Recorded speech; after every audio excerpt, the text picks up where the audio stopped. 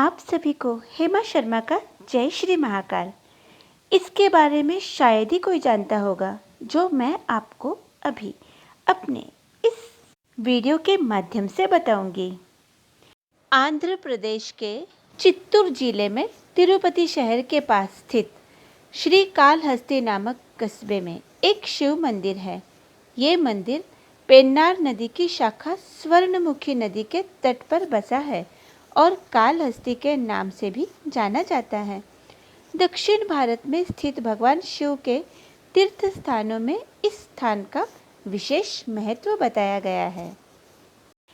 कनप्पा श्री कालहस्तेश्वर मंदिर के शिवलिंग के कट्टर भक्त थे जो उन्हें शिकार के दौरान जंगल में मिला था।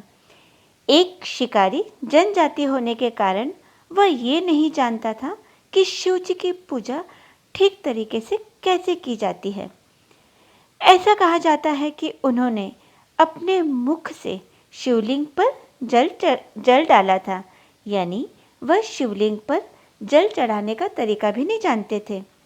वह अपने मुंह से ही शिवलिंग पर जल चढ़ाया करते थे अक्सर, जो वे पास की स्वर्णमुखी नदी से लाया करते थे। वह किसी भी जानवर का शिकार किया करता था, उसे भी शिव को ही अर्पित कर दिया करता था, जिसमें सुअर का मांस भी शामिल हुआ करता था। लेकिन शिव ने उनका प्रसाद स्वीकार कर लिया क्योंकि कनप्पा दिल से शुद्ध थे, मन के भोले थे और सबसे इम्पोर्टेंट ये था कि वह शिव भक्त था।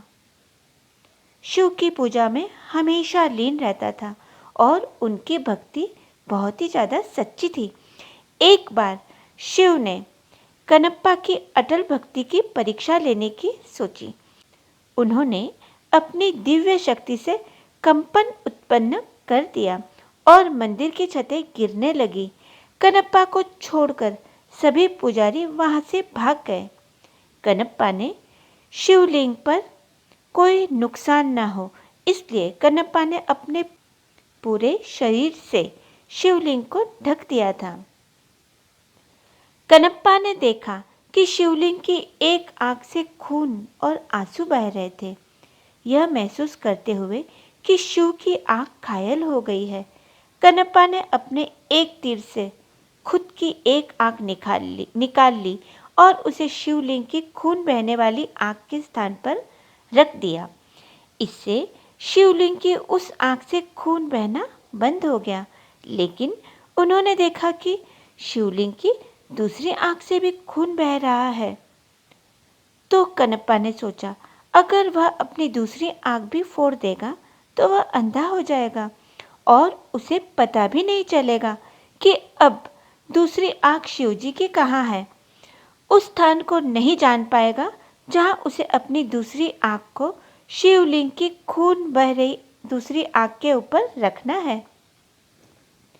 इसलिए उसने दूसरी आंख से खून बहने के स्थान को चिन्हित करने के लिए अपने दाहिने पैर के अंगूठे को लिंग पर रखा, यानी उन्हें ऐसा पता चलना चाहिए कि शिवजी की दूसरी आंख कौन सी है, क्योंकि यदि वह अपनी दूसरी आंख फोड़ लेगा तो वह पूरी तरह से अंधा हो जाएगा। अपनी दूसरी आंख को निकालने के लिए आगे बढ़ा। उसकी निस्वार्थ भक्ति को देखकर, उसकी अत्यधिक भक्ति से प्रभावित होकर हमारे भोलेनाथ महादेव ने कनप्पा के सामने प्रकट होकर आशीर्वाद दिया। उसे उसकी दूसरी आंख निकालने से उसे रोक लिया और उसकी दोनों आंखें पहले की तरह कर दी, यानी दोनों आंखें पहले जैसी हो गई, जैसी थी वैसी की वैसी हो गई।